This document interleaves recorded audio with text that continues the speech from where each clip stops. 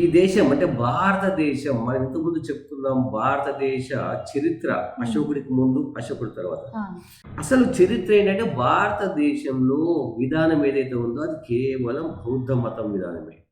భారతదేశంలో బౌద్ధం కొన్ని వేల సంవత్సరాల పాటు వర్ధిల్లింది. అంటే బుద్ధుడు రాకముందు కూడా చాలా మంది 27 మంది బుద్ధులు ఉన్న కూడా చరిత్ర చెప్తుంది. అంటే మనం మామూలుగా ఒకడే బుద్ధుడు అనుకుంటున్నాం. చరిత్ర పరిశోధన చాలా జరుగుతుంది, చాలా పరిశోధన చేయాల్సి అవసరం ఉంది. సో బుద్ధిజం చాలా విస్తృతంగా అంటే అఖండ భారతదేశంలో Afghanistan, Burma, Iran, Iraq, Sri Lanka, Bangladesh, అంటే నేపాల్, పాకిస్తాన్ ఇవన్నీ దేశాలు అంటే ఇదంతా కూడా అఖండ భారతదేశం. ఈ అఖండ భారతదేశం మొత్తం కూడా విస్తరించింది, వర్ధిల్లింది బౌద్ధ మతమే. బౌద్ధం చెప్పేది ఒకటే, బుద్ధుడు చెప్పేది మనిషి మనిషిలాగా బతకాలి, మనిషి తప్పు చేయకూడదు. దానికే పంచశీలం ఉంది, అష్టాంగ మార్గాలు ఉన్నాయి. సో మనిషి తప్పు చేస్తే ఉదాహరణకు మనం ఒక 10 రూపాయలు వస్తే 10 మంది పంచుకోవాల్సింది ఒకరే తీసుకుంటే మిగతా వాళ్ళ కోపం వస్తుంది, దాని నుంచి ఇబ్బంది అవుతుంది. అంటే బుద్ధుడు కూడా ఎందుకంటే బుద్ధుడు బౌద్ధం ఎప్పుడైతే జ్ఞానోదయం కాకముందు రాజుగా యువరాజుగా ఉన్నప్పుడు వాళ్ళ రాజ్యానికి పక్కనున్న కోసల రాజ్యానికి నీటి విషయంలో యుద్ధం అంటే గొడవలు జరిగాయి. ఇప్పుడు మనం చూస్తున్నాం తెలంగాణ, ఆంధ్రాకి ఎట్లా జరుగుతున్నాయి, అంతకుముందు కర్ణాటక. ఈ రకంగా నీటి విషయంలో, నీటి పంపకాల విషయంలో గొడవలు జరుగుతాయని చిన్న వ్యక్తి పెళ్ళి అయిపోయింది అప్పటికే. సో ఈ సమావేశంలో ఆయన కూడా వెళ్ళి కూర్చున్నాడు. అంటే వీళ్ళ రాజ్యం సంబంధించి శాక్య వంశం, ఇక్కడ రాజు కంటే శాక్య వంశం సంఘమే పెద్దది. సో శాక్య వంశం సమావేశంలో అందరి అభిప్రాయాలు తీసుకున్నారు. సో బుద్ధుడిది కూడా అంటే బుద్ధుడు గౌతముడు, అప్పుడు బుద్ధుడు కాదు, గౌతముని అభిప్రాయం కూడా అడిగారు. అడిగితే ఆయన ఒకటే చెప్పాడు, అందరూ కూడా యుద్ధం చేయాలి మన కోసల రాజ్యం మీద, యుద్ధం చేస్తే కానీ సమస్య పరిష్కారం కాదంటే ఈయన అబ్జెక్షన్ చేశాడు. యుద్ధం చేస్తే మనకు నష్టమే, వాళ్ళకు నష్టమే, 2 రాజ్యాల నష్టమే, ప్రజలు అక్కడ చనిపోతారు, ఇక్కడ చనిపోతారు, ఇది పద్ధతి కాదు. దీనికి బదులు కూర్చొని చర్చించుకోవాలి, ఇరు వర్గాలు, ఆ రాజ్యం ఈ రాజ్యం సంబంధించిన వాళ్ళు ఇరు వర్గాలు కూర్చొని చర్చించుకుంటే సమస్య పరిష్కారం అవుతుంది, శాంతియుతంగా చేసుకోవాలి అని చెప్తే శాక్యవంశం పెద్దలు వ్యతిరేకిస్తారు. నువ్వు సంఘానికి వ్యతిరేకంగా మాట్లాడావు, నిన్ను బహిష్కరిస్తాం, రాజ్య బహిష్కరణ చేస్తాం అని. అంటే ఇంకోటి ఏమి చెప్తారంటే ఈ మెయిన్ సూత్రం ఇక్కడికి వెళ్ళి వస్తుంది. బుద్ధుడు అర్ధరాత్రి పూట ఆలి పిల్లలు వదిలేసిపోయాడు, ఇది తప్పు.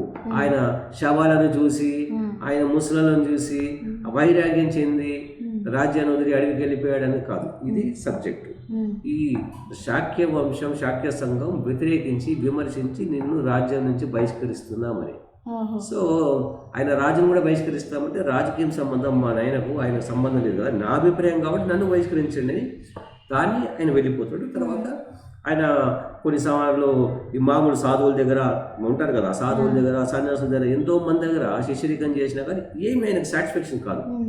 ఆయన తప్పనంతా అసలు సమాజం ఎందుకు ఇట్లా ఉంది, మనం చెప్పుకున్నాం కదా, హింసానువాదం ఉంది, శాంతి లేదు, అసలు మనిషిలా లేడని చాలా ప్రయత్నాలు చేసి ఎక్కడా కాకపోతే దీనికోసం ఒక జ్ఞానం పొందడానికి ప్రశాంతంగా ఆలోచనే విధానం, దాన్నే ఆయన మనం ఏమంటాం ఒక తపస్సు అంటాం. తపస్సు అనేది మనము ఏదో వరాలు కోరుకోవడానికి దేవుని పిలిచినటువంటి, కానీ ఇక్కడ ఆలోచన విధానం ప్రశాంతంగా ధ్యానం చేయడం. ఆ ధ్యానం చేస్తూ కొన్ని సంవత్సరాల తరబడి ఆయన చేస్తూ ఉంటే అప్పుడు ఆయనకు ఆలోచన వచ్చింది. అంతకుముందు ఏంటంటే ఆయన కూడా శుష్కించుకున్నాడు, అంటే ఉపవాసం ఉండి చాలా దీక్ష, కఠోరమైన దీక్ష చేస్తే ఆయన ఎముకలన్నీ కూడా బయటకు వచ్చాయి. ఒక లేడీ అక్కడ ఏదో మొక్కుకొని చెరువు దగ్గర ఆహారం పెట్టిపోతే ఆయన తినిన తర్వాత ఆయనకు ఆలోచన వస్తుంది, ఇది కాదు కరెక్ట్ చేసేది, ధ్యానం చేసి ఆలోచన చేయాలి అసలు ఏంటి అని. కొన్ని సంవత్సరాల తరబడి ఆయన చేసిన తర్వాత ఆయనకు ఆలోచన వచ్చింది అంటే మనిషిలాగా బతకాలి, మనిషి చేసే తప్పుని మనిషి మాత్రమే సరిదిద్దుకోవాలి. ఒక మనిషి చేయడం వల్ల 10 సమస్యలు వస్తాయి. ఇప్పుడు ఉదాహరణ రోడ్డు మీద వెళ్తున్నాం, నిర్లక్ష్యంగా డ్రైవింగ్ చేస్తాం, ఎంతోమంది చనిపోతారు. మనము కన్స్ట్రక్షన్ చేస్తున్నాం, సరైన క్వాలిటీ లేదు, కూలిపోతే ఎంతోమంది చచ్చిపోతున్నాం. ఇప్పుడు మనం చూస్తున్నాం ఫ్లైఓవర్స్ కూలిపోతున్నాయి, బిల్డింగ్స్ కూలిపోతున్నాయి.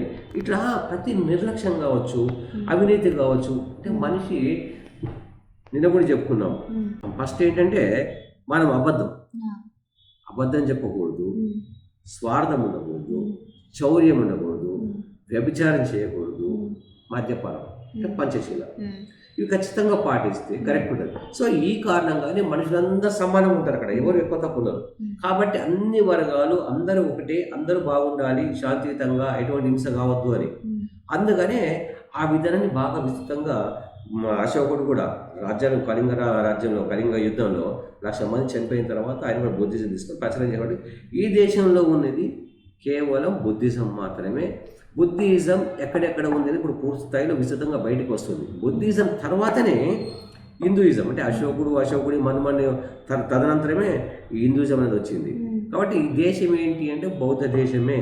దీనికి ఆధారాలు విమర్శలు చేసే వాళ్ళు ఆధారాలు చెక్ చేసుకోవచ్చు. ఉదాహరణకి ఇప్పుడు మనము కీసర గుట్టలో పోయి చెక్ చేసుకోవచ్చు, హైదరాబాద్ అనే చాలా ఉన్నాయి, నేను ఒకటని చెప్తున్నా. మధ్యప్రదేశ్లో సాంచి చేసుకోవచ్చు, ఉత్తరప్రదేశ్లో సారనాథ్ చేసుకోవచ్చు, బీహార్లో బౌద్ధగయ చేసుకోవచ్చు, చాలా ఉన్నాయి. నేను 2-3 మాత్రం చెప్తున్నాను, చెక్ చేసుకోండి. అక్కడ ఉన్నాయి శిలాశాసనాలు ఉన్నాయి, అన్ని స్తూపాలు ఉన్నాయి, అట్లాగే ఎల్లోర గుహలు కావచ్చు, ఈ రకంగా చాలా ఉన్నాయి. కాబట్టి విమర్శలు చేసేవాళ్ళు కేవలం గుడ్డిగా విమర్శలు కాదు, చారిత్రక ఆధారాలు చెక్ చేసుకొని మాట్లాడితే బాగుంటుంది.